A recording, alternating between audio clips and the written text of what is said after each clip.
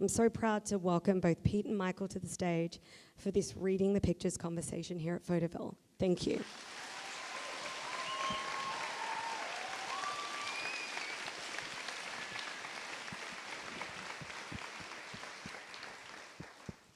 Be nice to me, Michael. Guaranteed. I want to thank Photoville, Laura, Sam, Amy. This is the best and the largest photo festival in the country. I'm proud to be associated with it. I want to say very quickly thanks to the Reading the Pictures team, Meg Handler and Sandra Roa. This is actually the first time the three of us have been in one room together in person, so that's after 13 years. It's pretty exciting. And I want to thank Pete profusely for being here. As Laura said, we take a unique approach at our website, so and I hope I don't disappoint a lot of you, but we do less backstory than we're interested in what's inside the frame. So today, we're going to be looking at 8 to 10 of Pete's White House photos with a focus on symbolism, composition, body language, and we're going to put a real emphasis on looking at Pete's role as a photo editor. So let's get started looking at some pictures. There we go. So curious about body language and personality. This photo was taken June 2014. It's in the mid-second term. It was taken at the D-Day anniversary in France. Pete, you photographed these two gentlemen many times. I venture to guess that you spent as much time around them together observing them as anybody. I know that this photo is in your book. I'm interested in this presentation, just in terms of the dynamics between the two. I think the first thing I'll say is, this is how you're supposed to speak to the Russians.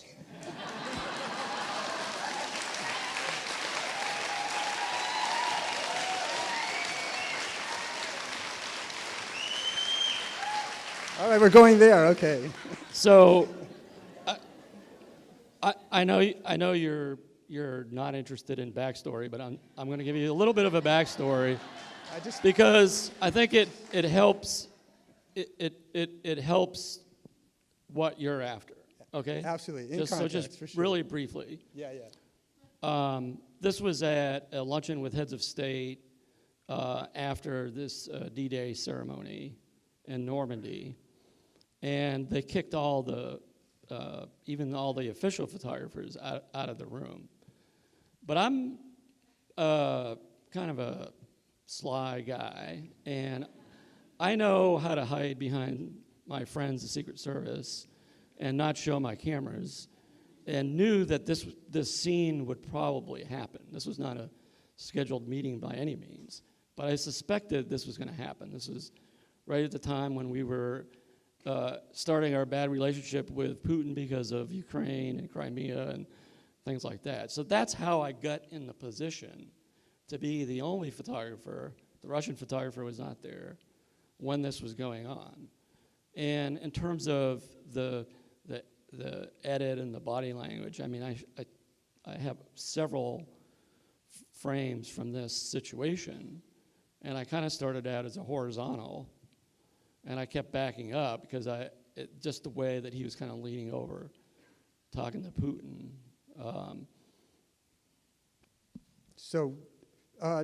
What I was really curious about also was I started looking at more frames that you had done of the two, and it's interesting. They're remarkably similar in certain respects. So this next one, this I pulled off your Instagram account, and this is 5 months later. It's in Beijing, November 2014.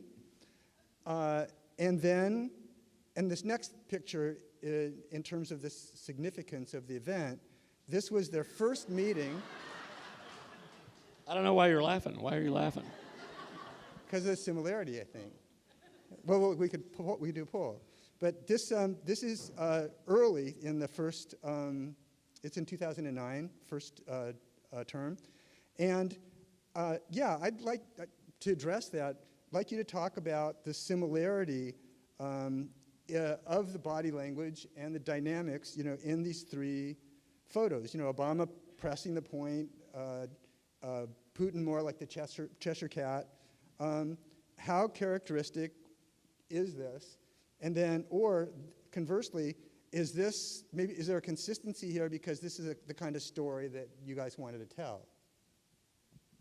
Yeah, I mean, what happens in every meeting like this is the president talks and the other head of state talks. And, Alice was one of the White House photo editors. You had to make a decision which one you wanted to go with. And a lot of times it was, for me, this was just the best frame, right? The thing that was surprising about this is actually in Russia, in Moscow. Putin was then the prime minister, not the president. So he was kind of like waiting for Medvedev to finish his term so he could take back over. Right. And so we went out to his dacha outside of Moscow. And one of the challenges in a foreign country, especially Russia and China, is my access is fairly limited. The host government can limit my access. And the thing that surprised me, because we had just been with Medvedev the day before, is my access wasn't that great. And we went to this dacha, and they let me photograph this scene as they were actually having their meeting. But in terms of like the particular body language, I mean, I think you probably can see that in every meeting he has. And it just so happens I was not aware that there were these three similar pictures that existed. This was also, I forget where this was. Maybe it says in my caption. This is in China. Yeah, it's in China. Where, again, my access was limited. But I learned how to navigate in these situations where if you go back to the one on the escalator, I had made friends with the Chinese official photographer. So, like, even though I was getting pushed aside and stuff like that, as soon as I saw him, I would, like, run towards him, and he would, like, make sure I wasn't getting hassled by the Chinese. And this was just them going to another meeting, and I ran down the escalator to get ahead of them. So you don't have the sense or felt like this was characteristic of the two of them? Obama No, sort of I putting mean, the they're power like move years on apart. I wasn't really thinking the way you're thinking. Huh. I know that a lot of times. I know, we think differently. Michael, this is the first time I've met Michael, was today. But I was very, In person. aware of his commentary throughout the administration. And a lot of times I was like, man, I am not that smart to post pictures because of this or that. And it was always amusing to me some of the times of some of Michael's commentary. And I think I emailed him one time, and I said, I don't really want to have a conversation with you now, but when I leave the White House, let's have a conversation. No, I just thought it'd be interesting for you to hear that. Oh, yeah. Some of your commentary was like I don't necessarily disagree with it. It just wasn't things I was thinking about. Well, we've dialed it in a little bit since then, too, perhaps. But I do think it's interesting, kind of the power move, and then that kind of opaque nature of Putin. But let's move on. So I love this photo. This was taken on a boat in Florida. It's mid-first term. And to me, this takes the first couple portraiture into new territory. And I'm just really stunned that, I mean, you see pictures of first couples, and sometimes, and they can be, show a really close bond. But the fact that this is so tight like this, I think it just shows a surprising amount of intimacy. And in terms of not just taking this, but then choosing to, publish this, do you feel like this? Do you agree with that? And then do you also feel like a picture like this is, breaking new ground? Yeah, no, I think your sentiments are right on. I don't know if it's breaking new ground. Again, I have to give you the backstory. Sorry, but I'm cool. This was after the BP BP oil spill had gone on for a long time, and things finally, finally plugged the hole, and the president thought it was important to go down the Gulf Coast for a weekend with his family. It was Mrs. Obama and Sasha. Malia was at camp. To demonstrate to the American people that it was safe to go swim in the water and eat the seafood and things like that. So he thought it was important in his role to do that because he knew it would get attention. And at one point, we were on this Coast Guard boat, and I have another picture that we had posted where he was driving the boat and then Sasha was driving the boat. And I think we actually posted that one first, is my recollection. And then later I'm not 100% sure, but this was something that we posted in our year end. And they were standing on the rail of the boat, and I saw her. She's actually stroking his hand with her index finger. And I had, I think, like a 135 lens, and I was standing right in front of him, and I made a few frames. The thing that bothers me about this photo, though, is that damn watch band. You know? Okay, so that's probably where I come in. And to credit Meg, too, she was talking about the watch as being really representative of Obama as as the guy next door or the everyman. But I was really interested, and also, I think it humanizes him, too, where he's sort of, otherwise being sort of the wonky guy. This is sort of, hey, you got to remember to take your watch off before you go to bed. And then the index finger also is really interesting to me. And I was thinking about, how much, and I don't know if you buy this also in terms of how much you can read about into their personalities and their roles as a couple from this photo and the index finger. But, it's like if you do yoga, you know how important that index finger is in terms of, providing, a base. And it seems like she's holding everything in place.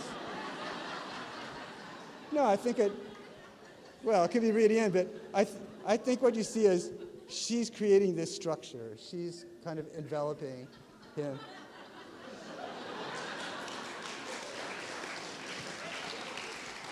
We need to take this on the road, I think. I just now decided. Yeah, I don't know about that one, Michael. I think, your first comments were really right on. Like, Okay. The yoga thing, I don't know. All right, well, I'm from the West Coast. Let's move on. Whoops. There we go. All right. So this was a remarkably bold gesture on Obama's part. It was late in the second term, and you guys visited the Federal Corrections Institution, El Reno, in Oklahoma. And you published this, I guess it was on the website. There was a number of powerful photographs you took. This wasn't widely distributed, but I really find it to be the most interesting one. And there's a lot of powerful details and symbolism here. I was wondering if you would talk about the photograph more just in terms of the symbolism. Yeah, these were 6 inmates that were chosen, and Michael asked me earlier how they were chosen. I have no idea, to have a conversation with the president. And the challenge for me as a photographer in this situation is this was being filmed by Vice. If you look at the top right of the frame, you can see the microphone hanging down. And in the right side of the frame is Sean, is it? Shane, what's his last name? Smith, sorry. So they had cameras everywhere, so I was, having to be real careful where I moved around. But I had seen this scene through this doorway and thought it spoke to, maybe the angle spoke to being in a prison, or at least it would cause you to wonder what was going on here as opposed to just a straight picture. And in my book that's coming out, I thought this was such an important event. He was the first president ever to visit a federal penitentiary, that I did like a little 3-picture layout in my book. And now I wish I had included this photo, because this is one thing that happens is, I shot 2 million photos in 8 years, and I think there's like 320 in my book. And that was like really hard to do. Can I just say? And like, now I'm looking at this thinking like, man, I should have included this one instead of one of the other ones. So are these shutters on a door, or what's in the foreground? Shutters on a door or a window, I can't remember exactly which. It's also interesting, and another little detail that you might not pick up right away is if you look in the back left side of the frame, that's a Secret Service agent, obviously, because these guys were convicted of felonies. Most of them were drug offenses, but I think there was one of them might have been in for manslaughter, as I recall. Don't quote me on that, though. I think what's incredible is if there's shutters on a window and we're in the prison, it just feels like on some level like those are bars. And it's brilliant because you can kind of know that and not know that. It's pretty amazing. And then what it also does, shooting through the door, is, gives you that sense of, we're on the outside and they're on the inside. And otherwise, people in prisons and the whole prison system and that issue, it's kind of, there's an invisibility to it. So, I think puts it right there. the other thing that you probably see a lot in my photography is, even though this is a picture of Obama, he's not really, you don't really see him. I mean, you see the back of him. Mm-hmm. And it's always interesting to me the way people look at him. It was something that is when I look at like what are my best favorite photos and stuff, there's a lot from like behind him. It's kind of like from his vantage point almost. And you kind of married that with a kind of relaxation and attention that's just absolutely acute. And it's that also removes the stigma from the photo. It's just really powerful.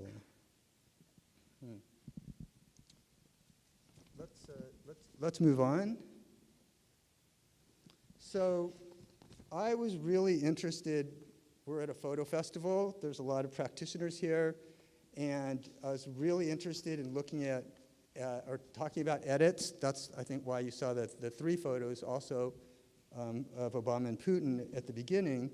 Editing is a big deal, whether you're editing a book or a magazine article, and especially, and now that everyone's doing this on Instagram, everyone can relate to the task, of that whole, picking out the one photo. And Pete was talking to me about the Rosa Parks photo the other day, actually, and he was saying that he clicked 3 shots, and then he just happened to see that Obama looked to the right, and then that picture matched up really closely with the historic UPI photo.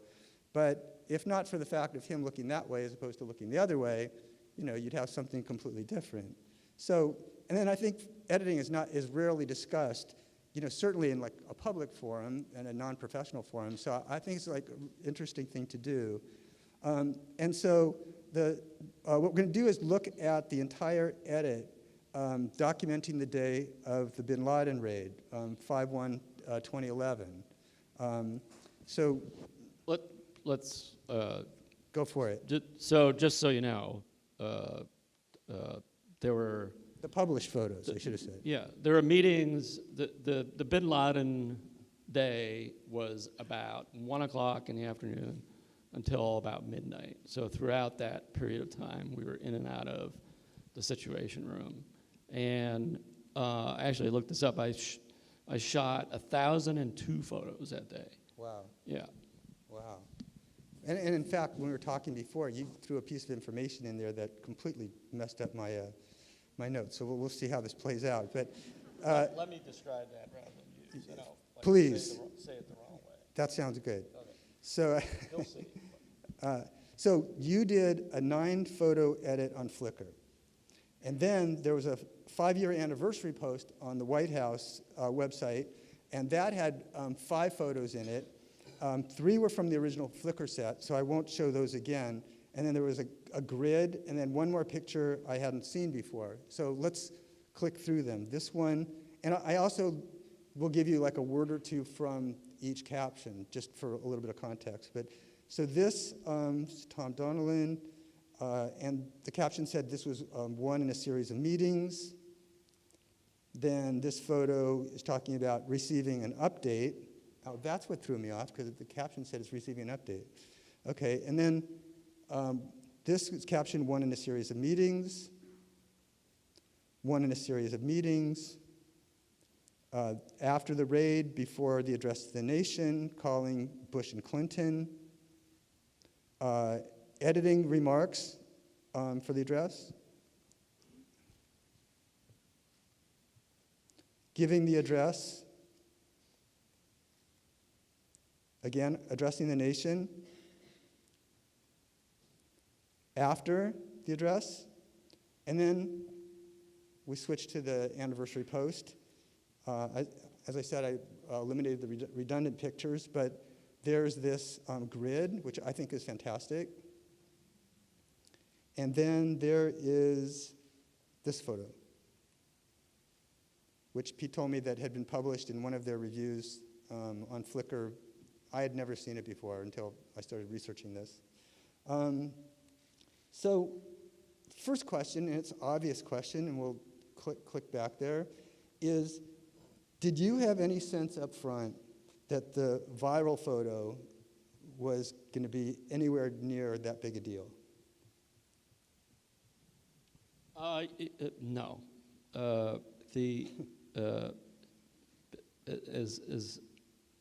Jen, are you here by any chance?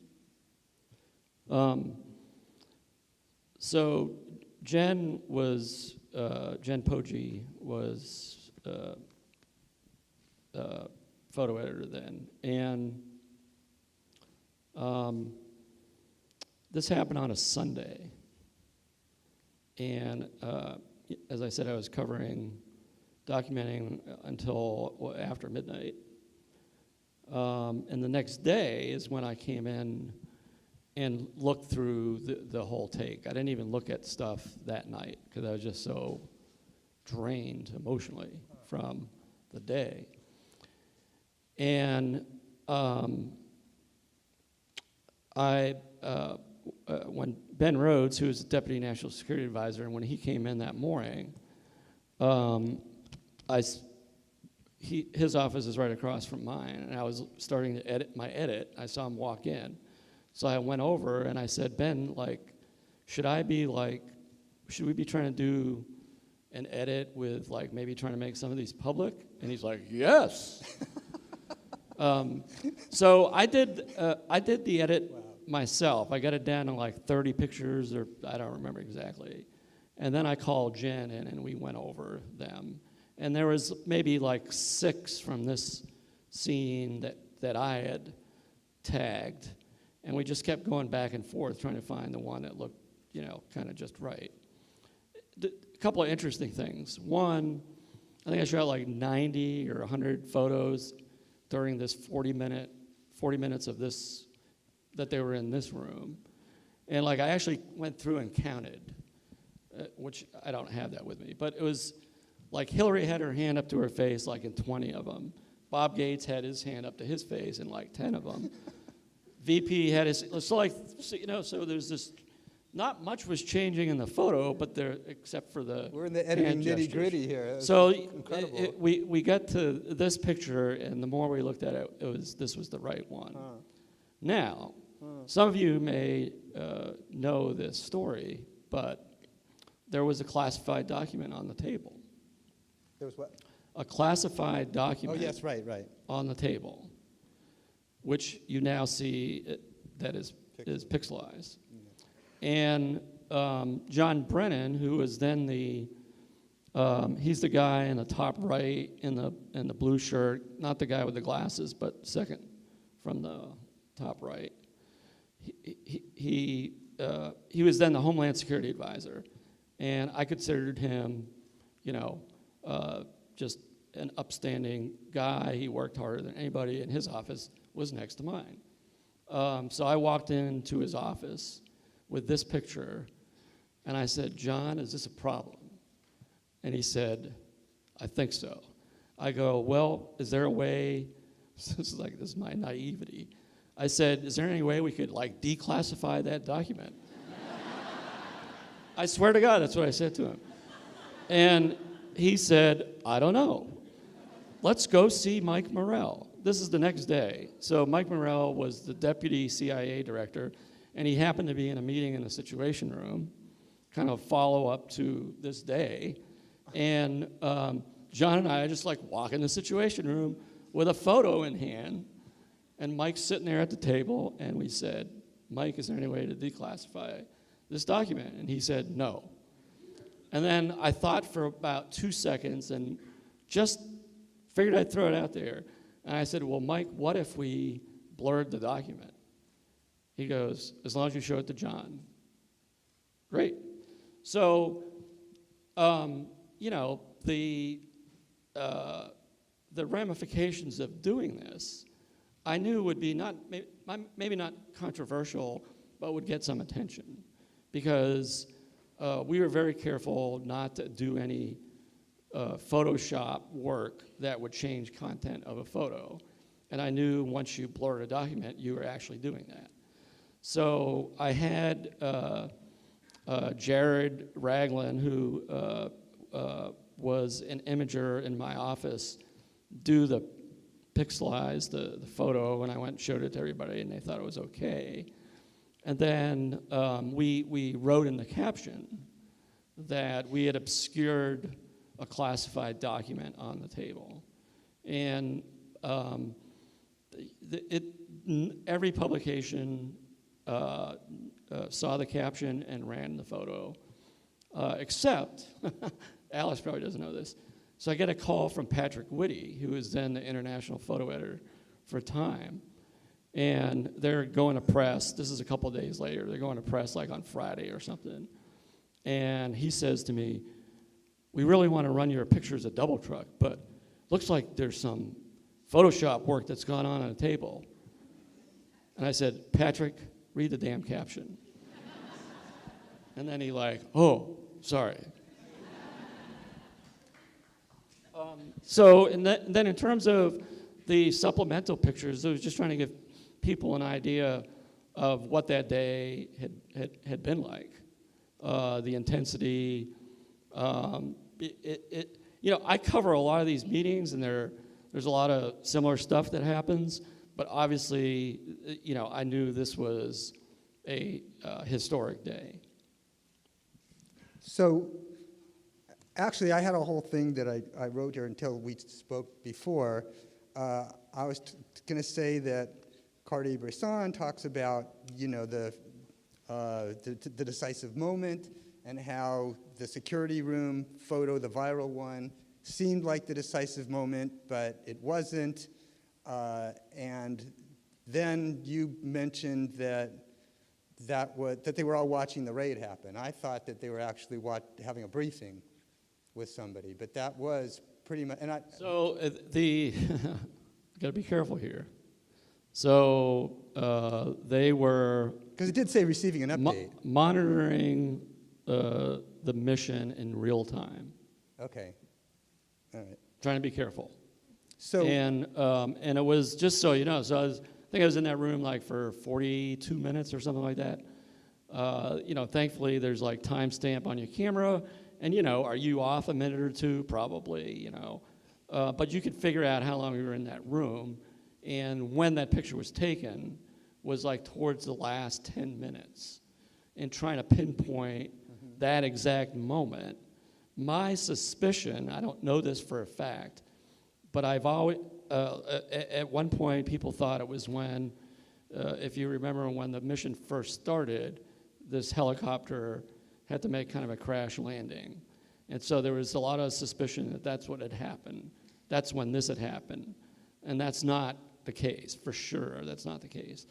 I can't tell you exactly what was happening at this minute, but my guess is there was no, the monitoring was on the compound itself, not inside the compound.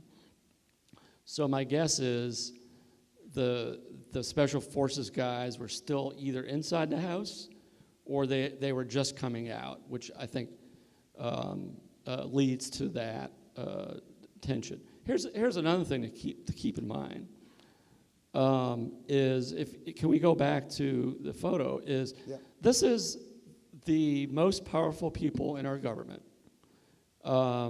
We have the President of the United States, the Vice President of the United States, the Chairman of the Joint Chiefs, the Secretary of State, the Secretary of Defense, the Homeland Security Advisor, the Director of National Intelligence, the Chief of Staff, the National Security Advisor, on and on and on. And there's not I guess I got to be careful, I don't want to use the F word, there's not a damn thing they could do about what was happening. They had made their decision. So they were helpless in a lot of ways. And I just can't imagine what that feeling must have been like for them, knowing, I mean, he had put his presidency on the line. It's easy to say, oh yeah, well, because if things had gone wrong, he might have been a one-term president. I don't know. So it was a very risky decision.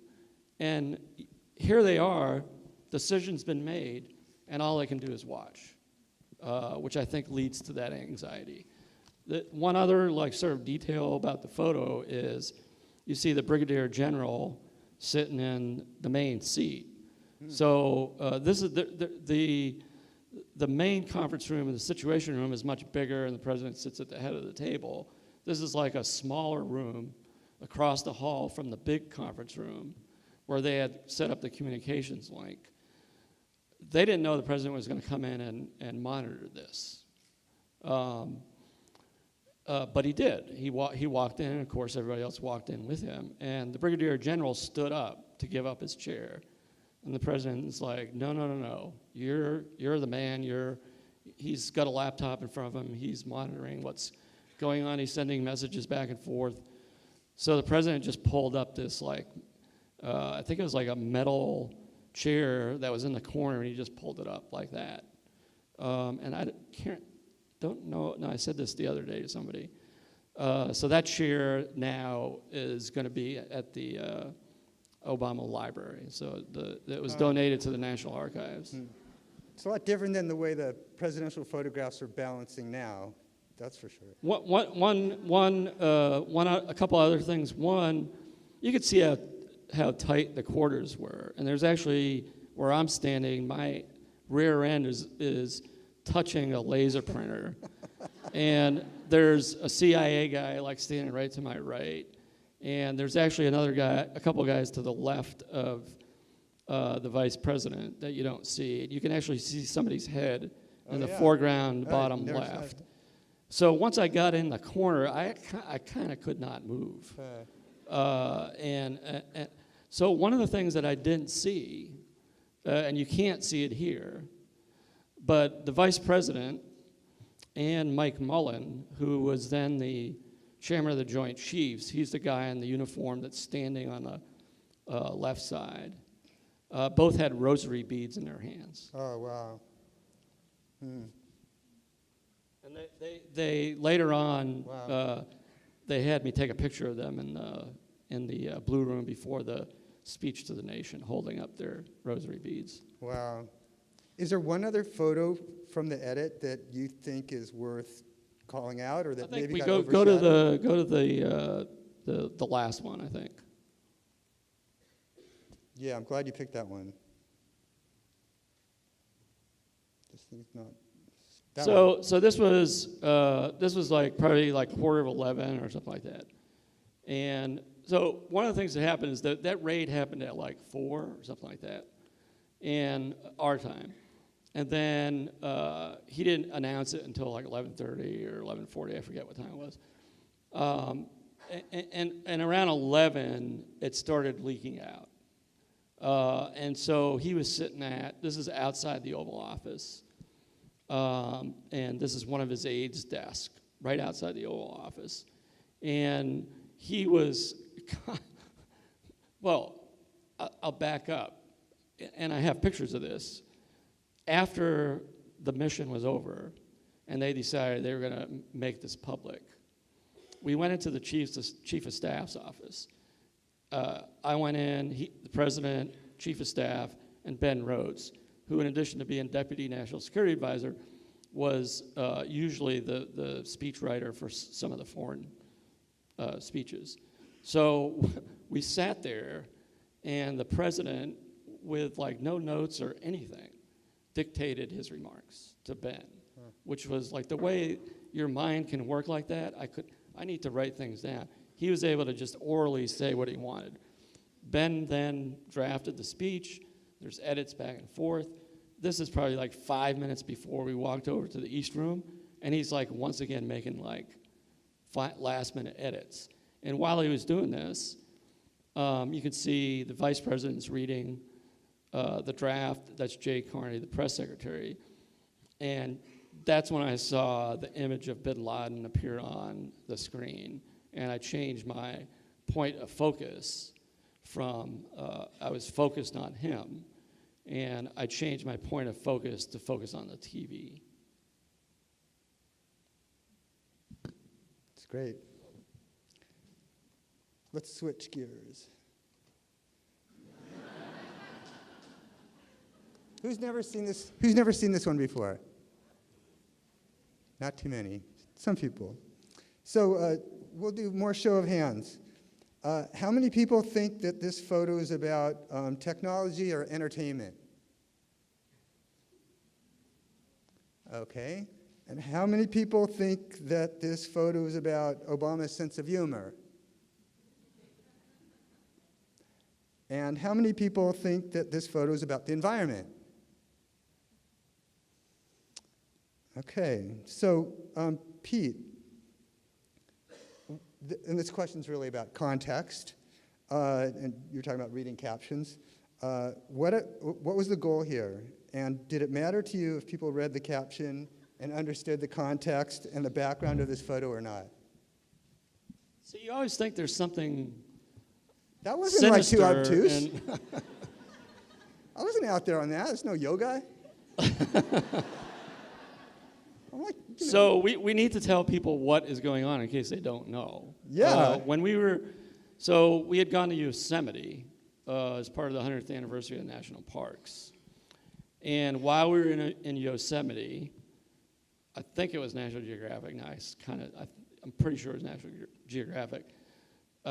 Did a virtual reality of our trip, right? And so this is probably 3 months later, maybe, and they had the first version of it, and so someone brought it in, and he said, "Oh, I want to check it out," and I don't know that he even knew I was taking pictures because I have my camera's pretty quiet, and after he did it, I did it, and I was like bumping into stuff, and and then almost falling off the edge. Thought I was falling off the edge of the mountain and stuff like that. The thing that I love about this picture is that Ferial is just going about her business, checking her email, and so Ferial Govashiri, who for the last, I guess probably 2.5 years was his personal aide. And she's in the caption too. And who is really probably one of my best friends, working friends at the White House. She became such a close friend.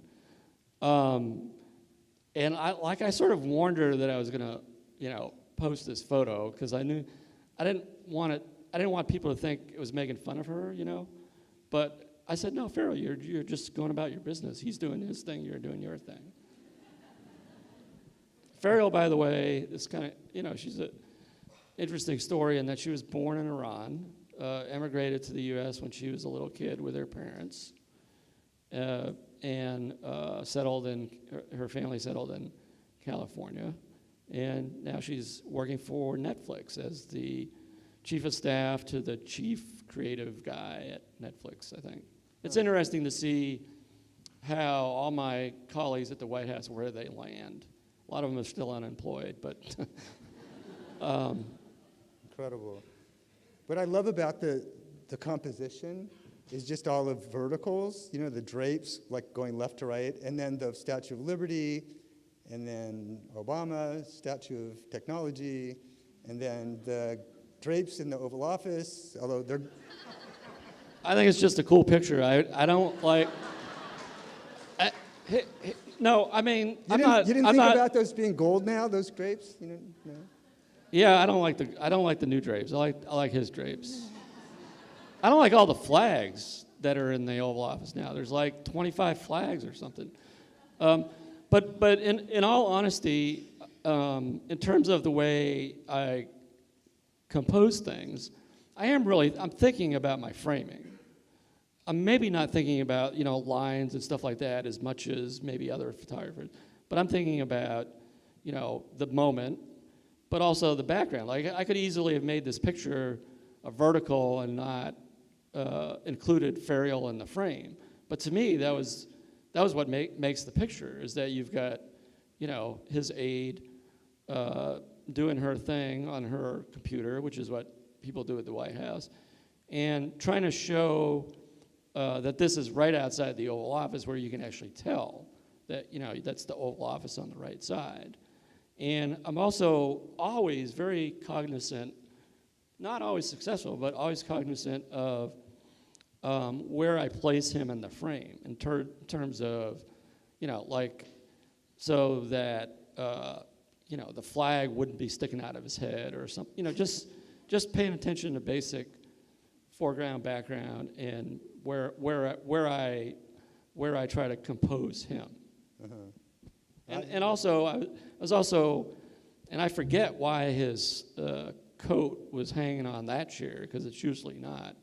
Maybe he came out, I don't really remember, I'd have to go back and look at the earlier frames. Maybe he walked out and he had his coat on, and when he decided he was going to look at this virtual reality thing, he took his coat off. But I thought I thought that was like an additional element that was cool to show in the frame. Mm-hmm. I do love the composition.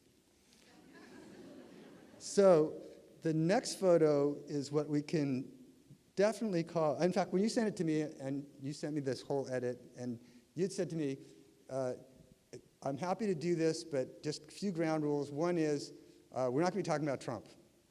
And I was like, okay, cool, it's fine. And then you sent me an edit of about 50 pictures, use what you want, and I'm click, click, click, click, click, click, and then I got to this. And I was like, whoa. He sent it to me, but I don't know, are we going to get to talk about it? So here's the thing, is... Okay, good, I didn't even have to take it any further than that. Michael asked me, you know, to send him some photos. I sent him like 50 photos, and I was like, you decide, I don't really care. So I didn't really know, you know, this is his show, which is why I'm a little nervous. But, like, I didn't mean to send him this one. No way. You shouldn't have said that. But since you have it on the screen, for God's sakes. That's trust, man. Wow. I'll go ahead and tell this story, and that is, in editing for my book, we're talking about editing for my book, I'm thinking like, okay, who's gonna buy my book? People that like Obama, right? I think I want a picture of Trump in there, and I'm like, probably not. I said, yeah, but I'm, you know, documenting for history, so somehow I have to show his visit to the White House, right? And so this is the one that I got in the book, believe it or not, and the editor from Little Brown was 100% behind it, instead of the, you know, traditional photo of them sitting in the white chairs. And I just thought it was a cool photo. Again, he's looking in. What it is there's this hallway that leads from the Oval Office to their private dining room, his private dining room, which is what you see in the background. He's looking for the food. No, and then there's this little cubbyhole space, which is what President Obama is actually in there. Oh. And I know there's so little room in there that I didn't try to go in ahead of him. Oh. And it's called like the private study. And President Obama used to go in there because there was a computer in there. And then when the iPad came out, he got an iPad, and he never once went back in that office again. And it was basically filled with photos and memorabilia and basketballs and all kinds of stuff. And he was just quickly shown it to the president-elect. And there's another one where this happened so fast, and I had one frame, but I was trying to compose it to. I sort of like that painting that's in the background is called The Peacekeepers, which I thought was ironic. And I guess famous. now there's supposed to be a large TV screen there or something. I heard. And those are Muhammad Ali's boxing gloves. Yeah, the boxing gloves. In the red there. Interesting parallel. Yeah. So not to go all And we're going to have, just coming up, Yeah. so I think I've set the scene on where this is from the Oval Office. We're going to have that picture coming up that's in that room, in the dining room, that's coming up. Oh, okay. One of the ones that you chose. Oh, good. Okay. Well, not to go all rhetorical on you, but I just love that. It's a man without a head, or the duckbill, and you mentioned the peacekeepers. I mean, it's also for someone who's so completely uninterested and curious about most things about history. To see him couched between two Lincolns, and then the other photo of Kennedy, I just find it incredibly ironic also. So I was a little sad to hear that you sent it by accident, but I think you meant to at some level. Look. I'm good. I'm breathing in again. You wanted me to have this, Pete. Maybe I did. I don't know. Maybe I did. Another little tidbit is the photo on the top left. That square is it's a photo taken with a Hasselblad election night, and by Matt Mendelson, who's a photographer in D.C. And he wasn't in Chicago election night, so he felt like he needed to do something. So he went to the Lincoln Memorial, and all these people were listening to the election results on a radio. And he made up this print, and he sent it to President Obama. And I sent Matt a note a couple weeks ago, and I just said, your picture is going to appear in my book. You'll get it when you see it. So he hasn't seen this. Oh my gosh, that's incredible. Wow. Well, his picture is going to be quite a notorious one at this point. That's great. I guess he's not looking for the light switches at this point, too. Anyway, let's move on. That's the room. That's the room. Right. So You got to let me tell the backstory on this one. Go ahead, do your thing. I was about to say the backstory is unimportant to me for a particular reason, but you can do it. I think you need to know what's going on here. Yeah, I was sort gonna, of do. I was going to tell him, but go do it. Okay. So he invited Bono and Alicia Keys to lunch. And Bono walks in and says, "Where should I sit?" And the president said, "Sit wherever there's a chair." Bono then sees this guitar in the corner of the room. It's in a guitar case. He takes it out. It was given to the president during the campaign, during the Rock the Vote thing. It had never been tuned. Bono tunes it, like, really quickly, and he starts playing Norwegian Wood. Because there's a line in there about, "I promised I'd find her a chair," or something like that. And that's when, Bono starts playing, and the president turns to me like, "How cool is this?"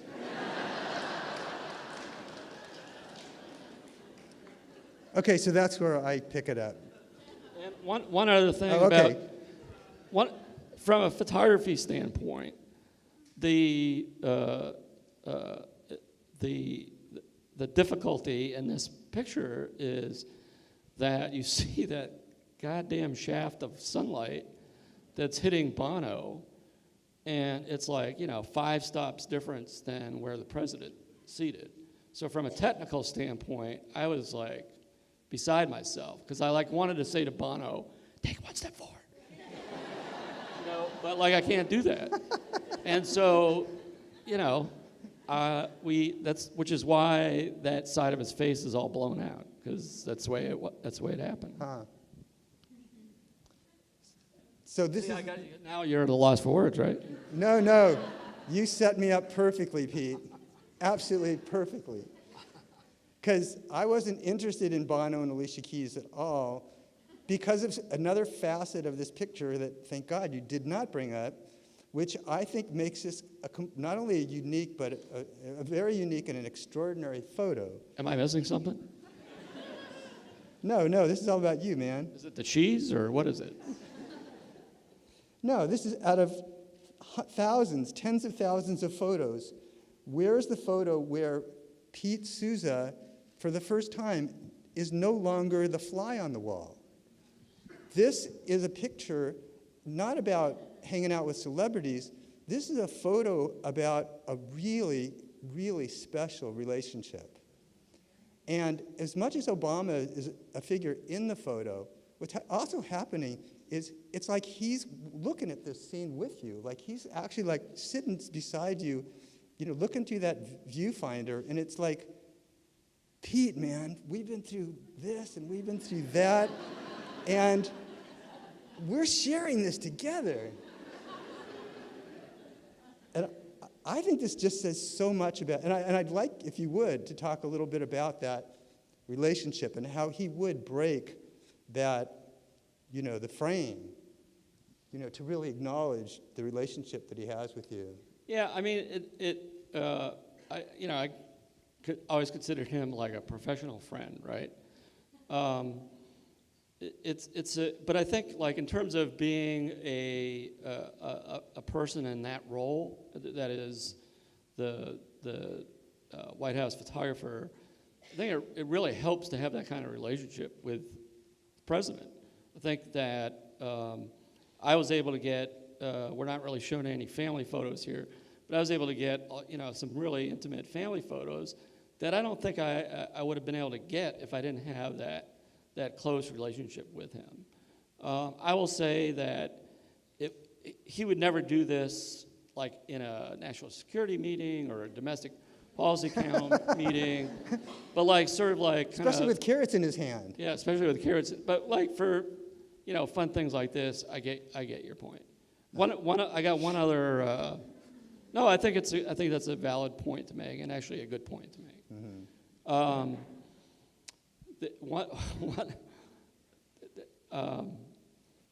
Another thing that just popped into my mind that I had forgotten about, which, damn it, I wish I had written about this in my book, but I forgot. So the E-version. While they were eating lunch, he got a phone call from a head of state, and I forget which one it was. So he had to stop eating, and he went into the Oval Office with the chief of staff, who was then Bill Daley. And he's on the phone with whoever it was, and Bill Daley's the only one in the Oval Office beside me.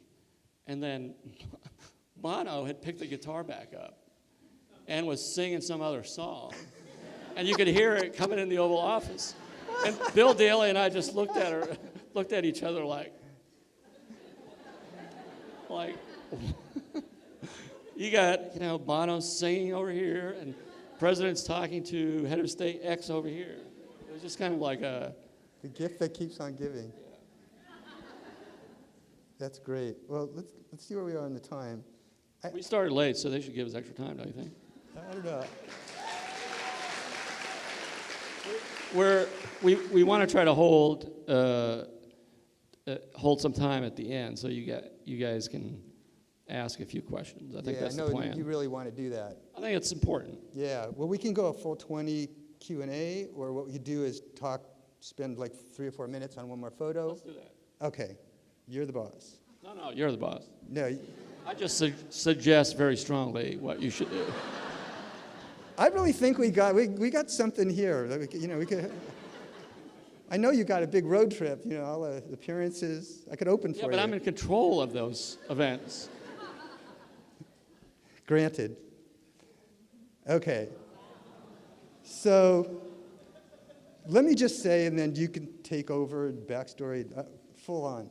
That first of all, this was taken late in the second term, leaving Kingston, Jamaica, and to me, I don't know. To me, this is about nostalgia. I don't know if it's about the goodbye, the audacity of hope and the magic of the ride. Usually find gold at the end of the rainbow, but I don't know if it's about nostalgia or not. But it's moving to think about it that way. So let us in on it. This is like such a lucky picture, and here's why. Is that we were in Kingston, had helicoptered to the airport. He gets off the helicopter. There's this big rainbow, right? It's pretty cool.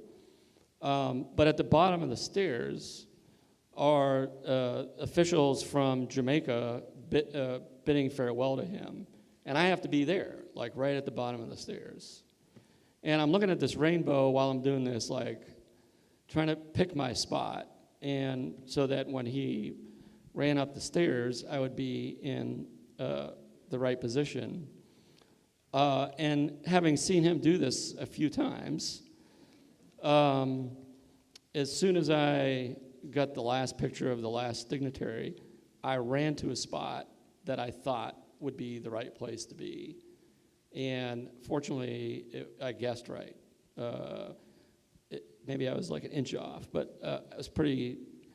I lined it up pretty well just on a guess on where I should run to get this.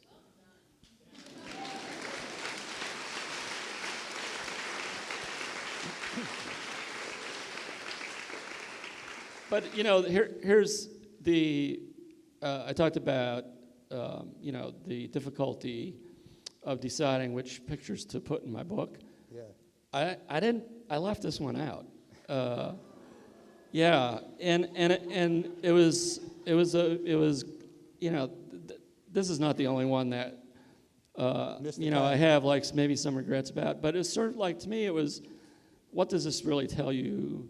But I always had in the back of my mind, the pictures I include should tell you something intimate about him or something historic about his presidency. And I was having a hard time justifying including this one. Although you'll see there's like a lot of what I call aesthetic photos in the book that don't do either one of those things. So I don't know. It's like I'm gonna have to do like an outtakes book. What do you think?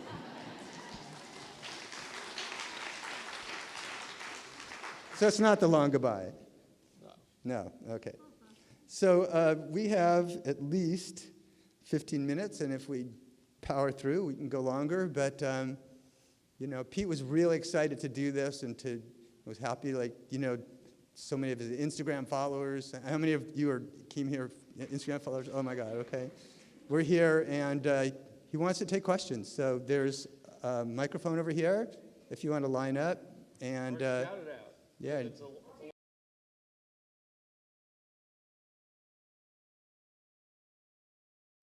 When he went home for the night.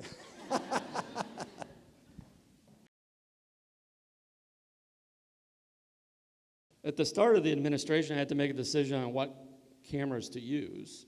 And I chose Canon because they were so much quieter than Nikon. And then when they came out with, I forget which version it was. Was it the 5D Mark III, maybe? I can't remember. They were so quiet that it was quieter than a Leica, but he also became sort of oblivious to, I was in every meeting, so it didn't really, the sound really wasn't an issue. Hi, my name is Catalina. What a pleasure to be here today. Thank you. I'm curious to know what a typical week was like for you. I mean, were you pulling 14-hour days, and did you have days off? What was a week for you like between shooting and editing? And yeah, can you talk a little bit about that? So in 8 years, I took 3 weeks vacation. I took one sick day, and it was the day that I had a colonoscopy. That was the only. So I mean, TMI. Are you essentially? I tried to get them to do it at 5 a.m. so I could be at work by 8. But Are you essentially? You were essentially on call the entire time. I mean, yeah, I mean, usually, so the usual would be, I'd go in at 8, I'd get home at 8. And then if there were evening events, I'd be there till, 10, 11, 12, whatever. You had weekends or? What's that? Your weekends. I mean, did you have weekends? So weekends, like I probably worked every weekend, both Saturday and Sunday, the first 2 years, because he was dealing with the financial crisis, and then the last 6 years it was just, depending. But I got to tell you, I mentioned that guy John Brennan. So like John Brennan, whose office was next to mine, I would come in every Saturday, every Sunday. John would be in there like. Before I got in, I'd come in at like 9 or 10 on a weekend. John would already be there. And then I'd leave at like 6 or 7 on Saturday or Sunday, and John would still be there. And so I got to tell you, there's a lot of people that do really good work for our government.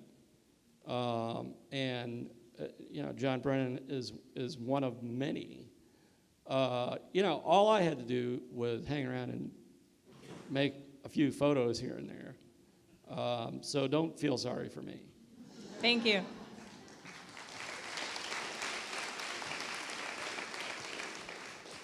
Hi, Mr. Souza. Thank you very much. What are the biggest character similarities between Presidents Reagan and Obama, and how do those similarities influence your view of the presidency? Yeah, that's my kind of question.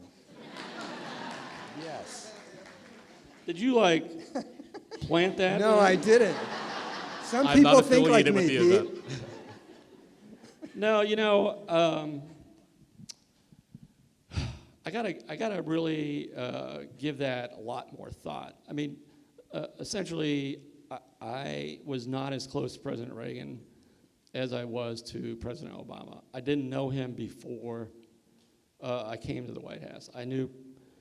I had known Barack Obama for 4 years before he became president. That helped a lot in terms of our, relationship. Interestingly enough, Reagan and Obama have some similarities in their disposition. Very even-keeled people, both of them. They could get, both of them, I saw them get really pissed. But it would take a lot to get to that point. And I think that's probably a pretty good disposition to have in terms of making, big decisions, not, really thinking things through and not getting too up or too down. And then in terms of how it changed my look at the presidency, I don't know. I'm going to have to give that more thought. I mean, President Reagan was definitely more of a big picture kind of guy. President Obama was much more of a wonk, policy wonk than President Reagan. But it's like something I really need to because here's the interesting thing is that I was a very young guy during the Reagan administration. And then I had a whole other life, career, before I came back to the White House for President Obama. There was a big chunk of time between those two experiences, and I have not yet really wrestled with that kind of comparison in depth. Thank you very much. Thank you so much for taking the time to chat. I'm curious to know whether you've chatted with President Obama at all about your Instagram presence since the inauguration and Oh, that's a great question. what his I was thoughts are. scared to ask that. Because I said I wasn't going to answer it.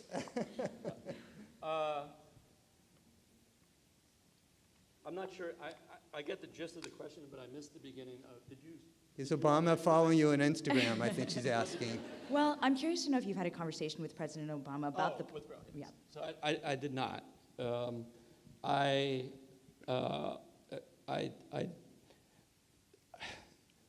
see, how am I going to say this? So I don't get myself into trouble. Yeah. I mean, my philosophy is that I am now a private citizen, right? And as a private citizen, I should be able to post whatever I want on Instagram. I think I've been quite subtle about it. And I think I will leave it at that. It's a good answer. That certainly fits in 140 characters. Huh? That fits in 140 characters. Hi. I've got two quick questions. One is, did the White House have any editorial say over which photos got chosen to be placed online and whether Obama was involved in that decision? And then just a comment about Obama and his relationship with the dogs. I thought you were going to ask about my relationship with the dogs. So, on the first question,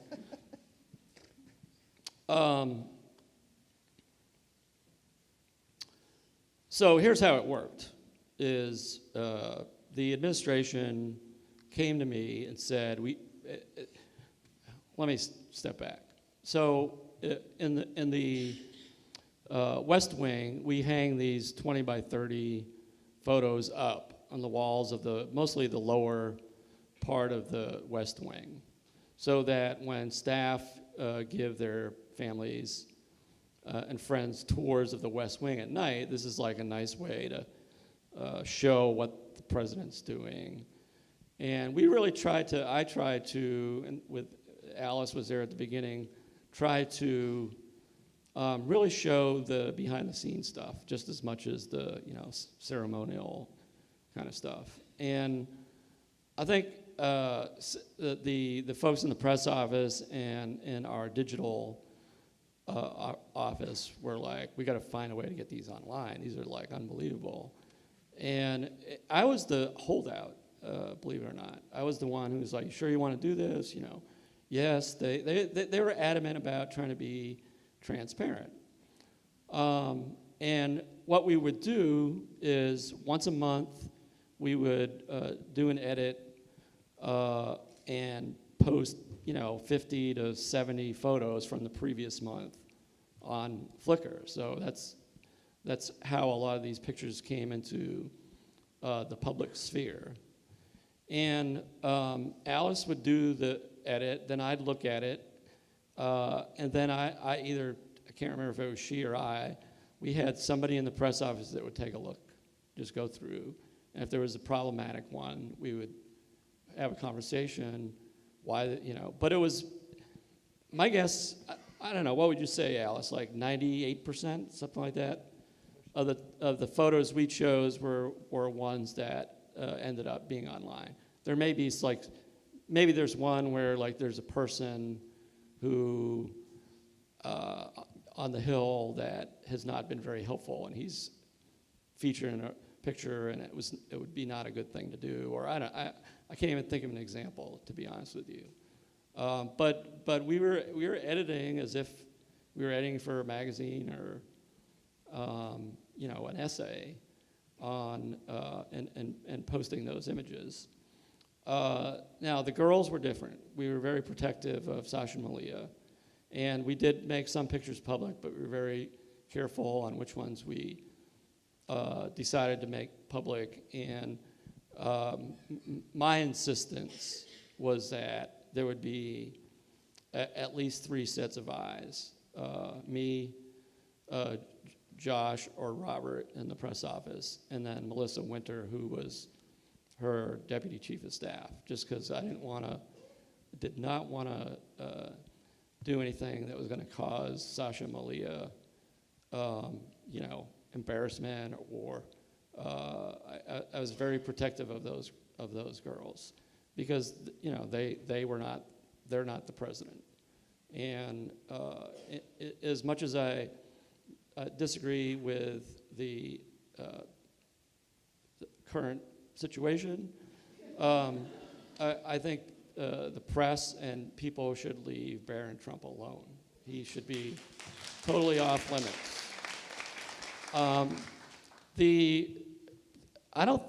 The only 2 times that I can remember that I actually went to President Obama with showing him photos before they were made public was once when both Melissa and Josh were okay with releasing a couple pictures of the girls. The president was doing this like little basketball clinic with the girls, and I was like, oh, I don't know. And so I brought those to the president, and I said, sir, I'm looking out for your girls here. What do you think? And he agreed with me. He didn't want them out there at that time. We later made some of those pictures available when they did an interview on Oprah, but that was like a couple years later, and it was looking more back in time. The other time that I remember that I showed him a photo was, you might remember he had done this long interview with, I think it was like The Atlantic or something like that. And there was this hot debate going on gun control, where the Republicans are like, oh, he's trying to do away with the Second Amendment, all this kind of bullshit. And in this interview, he said, like, I have friends that hunt. I myself skeet shoot at Camp David, and like that was like the one quote that everybody took out, and was like, they didn't believe him. They thought he was lying. Thought he was just saying it to make a point. And so for like a week and a half, 2 weeks, there was this discussion inside the White House on, I let people know that I had pictures of him skeet shooting, because that's, I photograph him when he goes to Camp David. And so there was this big discussion for like at least a week on whether to make one of these public. I wish we had seen that one. Yeah, I love that one. It's out there. You could have used that. No, I posted it. Don't you remember? I was like making a lot of noise. Yeah. I was actually hate to say it, but I was saying, oh, he's having it both ways. He's like, gun control, and now there he is shooting the gun. Yeah. Well, so like it's an incredible photograph. So like I wish we had it to show, because then, you can look it up. So I went through all my pictures, and I went back and forth. I finally found the one. I said, this is the one. He's shooting a gun. Like I'm not a hunter. I've never hunted in my life. I've shot guns with him a couple times, and maybe once or twice other times. So I like barely know what kind of gun it is and all that kind of stuff. So like I found the best picture. When I just looking at it as a picture, I said, this is the best picture. He's obviously shooting a shotgun. He's shooting, he's aiming, there's like smoke coming out of the barrel and stuff like that. Totally. And so I showed it to him. I said, this is the one. He was like, release them all. He was so PO'd that people thought he was lying, that he wanted me to like release like dozens of photos. So, I mean, I'm exaggerating slightly, but so we post the photo, and everybody writes a story about it, like, because this is like 8 months after I took the photo, and like 2 or 3 weeks after the interview, and everybody writes a story. The White House today released a photo of the president shooting at Camp David, blah, blah, blah, blah. So like the next day I come in, and people are talking about this column that somebody wrote that describes in detail why this was a completely fake photo taken on the south grounds of the White House yesterday with a green backdrop. And anyway, the president on that day had taken a helicopter to Camp David at 5 o'clock in the afternoon, and there's no way he could have shot a shotgun before the sun went down. And it's like, no, actually, he could. So like I'm reading this whole article, and I'm like, what is this? And that was my first introduction to Breitbart.com. See, you could have had that for yourself. I had something up the next day. Oh, the dogs. Oh. Yeah, it's like he used to say in his household, it's like Michelle's first, the girls are second, Mrs. Robinson's third. This is like in terms of their relationship with the dog, and then he's last.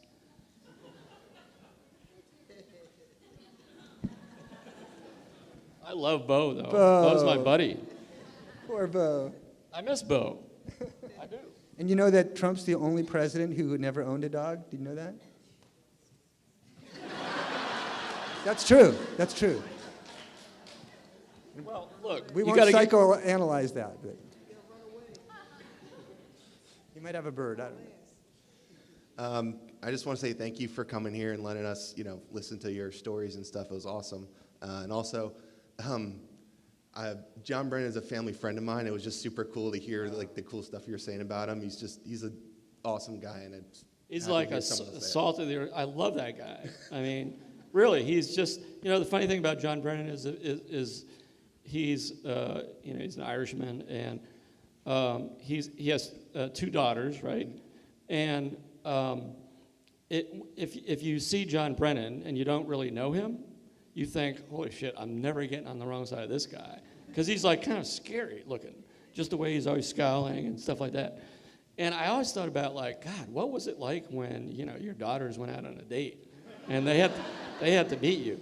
But here's the thing, once you meet John, once you get to know John, he's like just a teddy bear. He's a great guy. He's one of the nicest guys. But it was just super cool to hear that, and I'll tell him you said that if I see him again soon.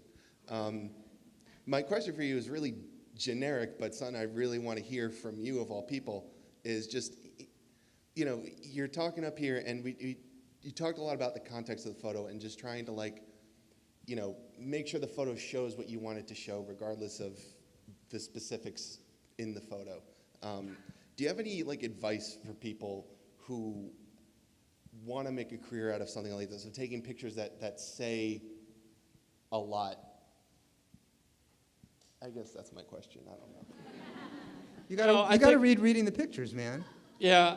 No, seriously. I mean, it's interesting reading the pictures, and we were just lamenting the fact that in terms of political photography, Stephen Crowley, who had worked for the New York Times and just retired, was like such a loss. Like, to me, to study his photographs, he photographs politics in a way that nobody else does, and he Stephen's not in the audience, so I'm not saying this to stroke his ego. I mean, he really is somebody I've always admired. Where you're working in this pack and there's a bunch of different photographers. Somehow Stephen seems to always find something slightly different. In terms of advice, it's so hard to articulate how I do what I do. I will say this, that I'm an okay photographer. But I really believe I was absolutely the right person to be President Obama's photographer. I think there was something going on between us. It was just like the relationship. In the Bono pic. Yeah, it was just, we had a really understanding relationship of each other. And, I knew when not to push too hard. And I think it helps having worked in the White House before, and being somewhat of a seasoned photographer, that I really think I was the right guy for that job. Thank you. Hi. Yeah, hi, Pete. Thank you for today's time. And I have quick questions. So 2 questions. So first question is, how many cameras and lenses did you usually carry when you're traveling with the president?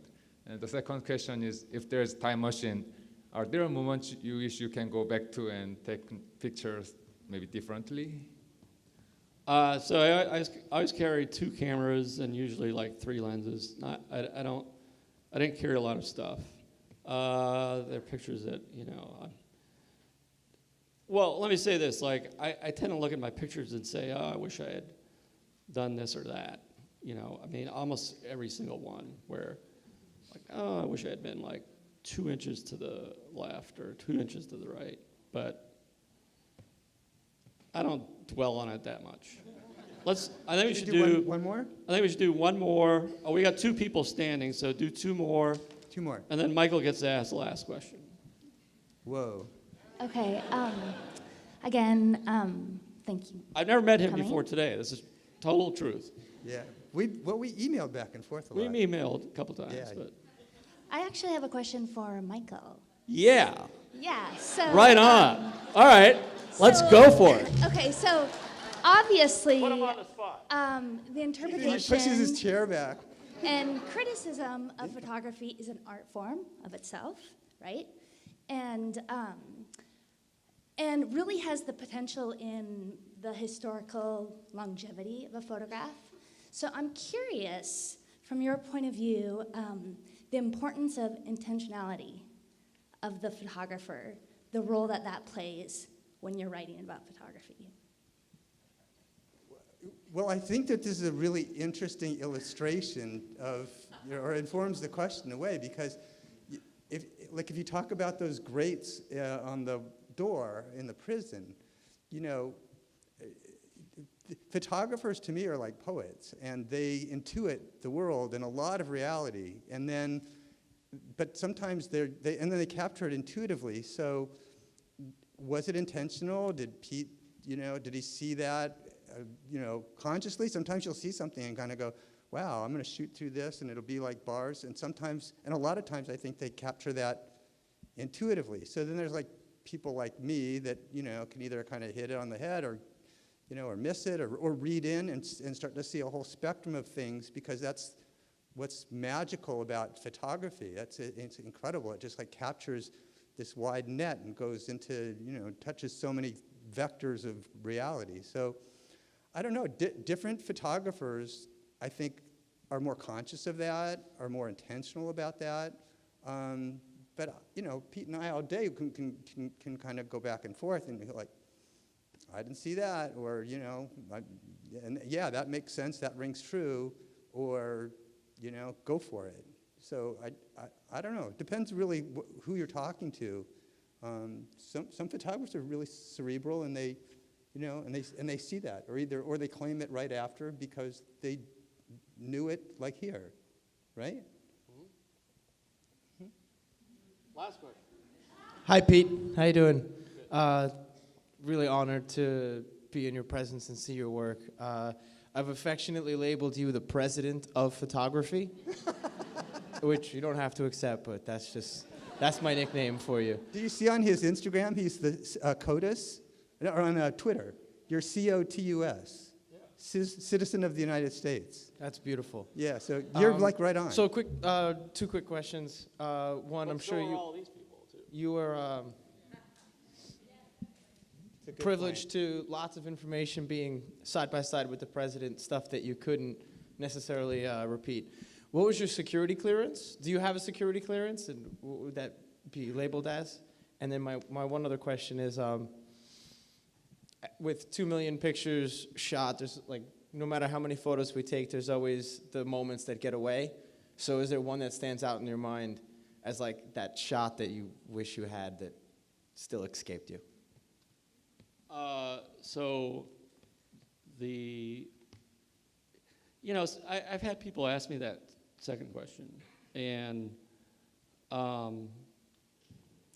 so when you shoot 2 million photos, it's hard to remember if there's something like you didn't get that you should have. I'm sure there's times when that did happen, and I might have agonized about it for a day or two, and then then I'm on to something else. So I can't think off the top of my head anything that I missed. I'm sure I missed some. I don't know, and I already forgot what the first part of the question was. Security clearance? Oh, so I just had top secret. It's called SCI, which because I had that clearance, I was able to go into all these situation room meetings and so on and so forth. Just shameless promotion here. Besides reading the pictures on Instagram, Twitter, website, the book is coming out when? And so my book comes out November 7th. He's got a funny story about the book, too. I do? Yeah, about the cover. I have the plastic. I have. He's not allowed to take the plastic off. Yeah. So I actually have a copy of the book. It's pretty heavy, you can see. But the publisher won't let me take the wrapping off and show anybody. There's a censor on it. But my wife's seen it, so she approves. You have the last question. I don't have a. Would you do it again? No. Seriously. No. I mean, like, here's the thing: is like, not because of politics. I mean, if Hillary had won, I was definitely leaving too. I was worn out. 8 years is a long time, and I was ready to go. So I wouldn't ever do it again, just because it's time to have somebody else do it. But you'd do it over though. If someone said, this is going to be really grueling. This is 8 years of. Yeah, but I knew that going in. You did know it. That's right. I did know it going in. So. I never thought that I would have the chance to do it again, but when I had the chance to do it again, I was determined to do it the right way, and